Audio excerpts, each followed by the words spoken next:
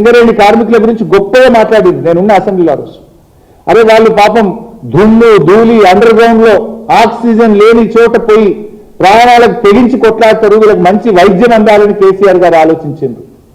కాంగ్రెస్ వచ్చినాక ఇవాళ అపోలో ఆసుపత్రిలో కానీ, స్టార్ ఆసుపత్రిలో కానీ, యశోదాలో కానీ, కిమ్స్ లో వైద్యం బంద్ అయిపోయింది సింగరేణి కార్మికులకు. వాళ్ళకి ఏమంటారు ఎంప్లాయ్మెంట్ తీసేసింది. ఇప్పుడు నిమ్స్ పోండి లేకపోతే ఉస్మానియా పోండి అంటుంది. అసలు సింగరేణి ఇలా కార్మికుల కష్టం, కార్మికుల చెమట చుక్కల్లో నుంచి సింగరేణి కదా ఉద్భవించింది.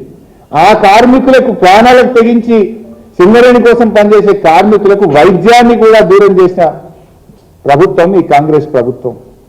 అరే కొన్ని వేల మందికి కేసీఆర్ గారు ప్లాట్లు ఇచ్చింది, సింగరేణి ప్లాట్లు ఇచ్చి రెగ్యులరైజ్ చేసి వాళ్ళు ఒక ఇంటి వాళ్ళుగా కేసీఆర్ గారు చేస్తే 2 ఏళ్లలో కాంగ్రెస్ ప్రభుత్వం ఒక్క ప్లాట్ అని ఇచ్చిందా? ఒక్కరికన్నా సర్టిఫికేట్ ఇచ్చిందా?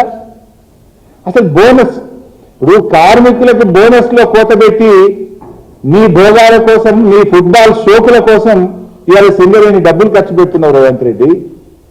కార్మికుల బోనస్ లో కోత పెట్టినావు. సింగరేణి అభివృద్ధి పేరిట పక్కకు పెట్టిన 6,000 కోట్ల లెక్క సంగతి కూడా తలలో బయట పెడతాం. ఒక్కొక్క సంవత్సరం 6,394 కోట్లు సింగరేణికి ప్రాఫిట్ వస్తే కేవలం 2,360 కోట్లు మాత్రమే ప్రాఫిట్ చూపించి దాంట్లోనే వాటా ఇచ్చినావు. ఏమనంటే పెట్టుబడి పెట్టాను, పెట్టుబడి పెట్టింది లేదు, సింగరేణి వృద్ధి జరిగింది లేదు. కార్మికులకు బోనస్ లో మోసం, వైద్యంలో దగా, మెడికల్ ఇన్వాలిడేషన్ డిపెండెంట్ ఉద్యోగాల్లో దగా, కార్మికులకు ఇంటి స్థలాలు ఇవ్వడంలో దగా. మీరు మాత్రం సింగరేణి డబ్బును ఇష్టం ఉన్నట్టుగా సైట్ విజిట్ సర్టిఫికెట్లు పెట్టి 100,000 కోట్ల రూపాయల కుంభకోణాలకు మీరు పాల్పడతా ఉన్నారు. అందుకే మేము బాధపడేది ఒక్కటే, మా కార్మికులు మాకు ముఖ్యం. సింగరేణి అంటే తెలంగాణ సిరుల గనిగా పేరుండేది, కానీ ఆ సింగరేణిని ఇవాళ స్కామ్ల గనిగా మార్చారు మీరు. కుంభకోణాల కేంద్రంగా ఆ సింగరేణిని మీరు మార్చారు. ఆనాటి యూపీఏ ప్రభుత్వం కోల్గేట్ స్కామ్ చేసింది, మరి నేటి మన కాంగ్రెస్ ప్రభుత్వం సింగరేణి కోల్ స్కామ్ పాల్పడ్డది. ఆనాటి బొగ్గు స్కామ్తోనే దేశంలో కాంగ్రెస్ ప్రభుత్వం పడిపోయింది. ఈ బొగ్గు స్కామ్తో ఈ రాష్ట్రంలో కాంగ్రెస్ పతనం ప్రారంభమైందని చెప్పి నేను చెప్పదలుచుకున్నా. ఇలా సింగరేణి కార్మికులు ఉద్యమంలో ప్రాణాలకు తెగించి కొట్లాడేది. వాళ్ళు సమ్మె చేస్తే బొగ్గు ఉత్పత్తి నిలిచిపోయింది. ఆ రోజు కేంద్ర ప్రభుత్వం దిగొచ్చింది, ఎన్టీపీసీకి బొగ్గు సరఫరా ఆగిపోతే విద్యుత్ ఆగిపోతుందన్న ఒత్తిడి కేంద్రం మీద పెంచడంలో, తెలంగాణ సాధనలో సింగరేణి కార్మికుల కష్టం ఉన్నది, పోరాటం ఉన్నది. ఇలా ఆ కార్మికుల కడుపు కొడుతున్నావు, ఆ కార్మికుల నోరు కొడుతున్నావు, ఆ కార్మికుల చెమట చుక్కలను అవినీతిగా మార్చి మీరు కోట్ల రూపాయలు కొల్లగొడుతున్నారు. అది మా బాధ.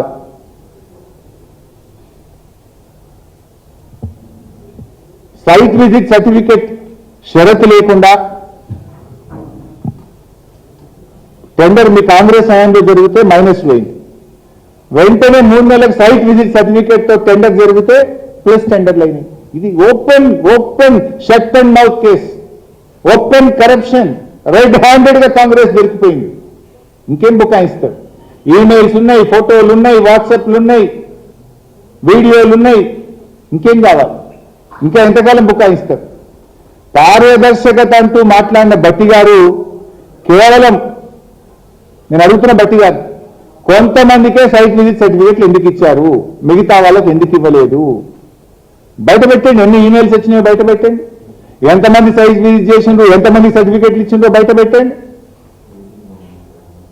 నిన్నటి భట్టి గారి ప్రెస్ మీటు సమాధానాలు చెప్పడం కంటే సమర్థించుకునే ప్రయత్నమే ఎక్కువ చేసినారు. ఇవన్నీ చూపించుకుంటూ ఇందులో ఏమున్నది, బట్టలకి వాషింగ్ మిషన్ కు సైట్ విజిట్ సర్టిఫికేట్ ఉంది, డిఫెన్స్ వాళ్ళు ఇచ్చిండు, నేను సింగరేణిలో ఓబీ బ్లాక్ పెట్టింది అంటాడు. ఎక్కడున్నా అలా ఓబీ బ్లాక్ ఉందా నువ్వు చూపించిన దాంట్లో? సరే, భట్టి గారంటే మాకు కూడా చాలా గౌరవం. ఆయన చాలా సీనియర్ కాంగ్రెస్ నాయకులు, 30-40 ఏళ్ల నుంచి కాంగ్రెస్ పార్టీలో ఉన్నారు. వారి కుటుంబం అంతా కూడా కాంగ్రెస్ పార్టీలో ఉన్నది. అత్యున్నత హోదా పొందే అవకాశం ఉన్నటువంటి నాయకుడు భట్టి గారు. ఆ అత్యున్నతమైన హోదా పొందడానికి అందరికంటే ముందు వరుసలో ఉండేటువంటి నాయకుడు భట్టి గారు. మాకు కూడా గౌరవం ఉంది, కానీ నేను చెప్పదలుచుకున్నది ఒక్కటే భట్టి గారికి. భట్టి గారు, మీరంత అపారమైన అనుభవం గల నాయకుడు, అత్యున్నత హోదా అందుకోవడానికి అనుభవం ఉన్నటువంటి అర్హత ఉన్నటువంటి నాయకులు మీరు. దయచేసి మీరు రేవంత్ రెడ్డి గారి కళ్ళల్లో ఆనందం కోసం పనిచేయకండి. రాష్ట్ర ప్రజల కళ్ళల్లో ఆనందం చూసే విధంగా పనిచేయడం ఒక సీనియర్ నాయకుడిగా మీ బాధ్యత అని నేను చెప్పదలుచుకున్నా. అందుకే మీ కాంగ్రెస్ పాలనలో జరిగిన బొగ్గు స్కామ్లో ఒక సిట్టింగ్ జడ్జి చేత, సుప్రీంకోర్టు హైకోర్టు సిట్టింగ్ జడ్జి చేత లేదా సిబిఐ చేత విచారణ జరపాలని చెప్పి నేను డిమాండ్ చేస్తా ఉన్నా. రేవంత్ రెడ్డితో మాట్లాడితే ఏమవుతుంది? నువ్వు ఏమంటున్నావు? ఉత్తరం రాయి, నేను రేవంత్ రెడ్డితో మాట్లాడి చెప్తా అంటున్నావు. అరే కుంభకోణానికి సూత్రధారి పాత్రధారి అంతా రేవంత్ రెడ్డి అయితే నువ్వు ఆయనతో మాట్లాడతాంటే దొంగ చేతికి తాలపు చేయించినట్టు కదా ఇది. మరి ముఖ్యమంత్రి స్థాయి వ్యక్తి మీద విచారణ జరగాలంటే అది కేంద్ర ప్రభుత్వ స్వతంత్ర ప్రతిపత్తి కలిగిన సంస్థ విచారణ జరపాలి. సెంట్రల్ విజిలెన్స్ కమిషనా, సిబిఐయా, ఒక సుప్రీంకోర్టు సిట్టింగ్ జడ్జి చేతనా ఆ స్థాయిలో జరపండి. అందుకే నేను కేంద్ర మంత్రి గారికి లేఖ రాశాను. సరే, ఇంకా కొన్ని విషయాలు ఉన్నాయి, నేను మళ్ళీ నెక్స్ట్ రౌండ్లో చెప్తే ఇవాళ ఎక్కువైతున్నాయి. కేంద్ర ప్రభుత్వం పంపిన కమిటీ ఎవరు, ఆ కమిటీలో ఉన్న వాళ్లకు వీళ్ళకున్న సంబంధాలు ఏంది, వాళ్ళు కూడా ఎట్లా కుమ్మక్క అవుతుండ్రు, ఆల్ దోస్ డీటెయిల్స్ నేను మళ్ళీ చెప్తాను. సో నేను ఫైనల్గా మళ్ళీ చెప్పేది ఒక్కటే, ఈ సైట్ విజిట్ సర్టిఫికేట్ తెచ్చిందే కాంగ్రెస్, స్కామ్కు తెరలేపిందే కాంగ్రెస్, డీజిల్ కుంభకోణాన్ని తెచ్చింది కాంగ్రెస్.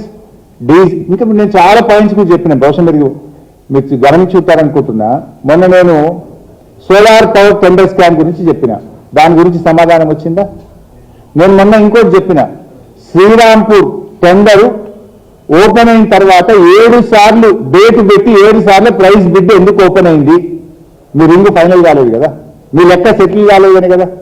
ఎక్కడైనా 7 సార్లు ప్రైస్ బిడ్ ఓపెన్ కాకుండా టెండర్ వాయిదా పడుతుందా? ఏం కారణం చేత వాయిదా పడ్డది? ఎందుకు ఆ టెండర్ ఇంకా రద్దు చేస్తలేరు? ఇది 30 సార్లు చెప్పిన నేను. శ్రీరాంపూర్ టెండర్ 7 సార్లు ప్రైస్ బిడ్ ఎందుకు ఓపెన్ చేస్తారు? డేట్ పెడతారు, సాయంత్రం రేపు అనగానే వాళ్ళు సాయంత్రం పోస్ట్పోన్ అవుతుంది. అట్లా 7 సార్లు అవుతుంది. ఒకసారి 2 సార్లు అంటే నేను technical I can understand. Why 7 times it has been postpone? అది కూడా సైట్ విజిట్ సర్టిఫికేట్తో పిలిచిన టెండరే. దాన్ని ఎందుకు క్యాన్సిల్ చేస్తలేరు? దాని అవినీతిని ఎందుకు బయట పెట్టలేరు? మీ అనుభవం అంతా ఎక్కడ పోతా ఉంది? అట్లా చాలా విషయాలు మేము బయట పెట్టినాం, దేని మీద సమాధానం వస్తలేదు.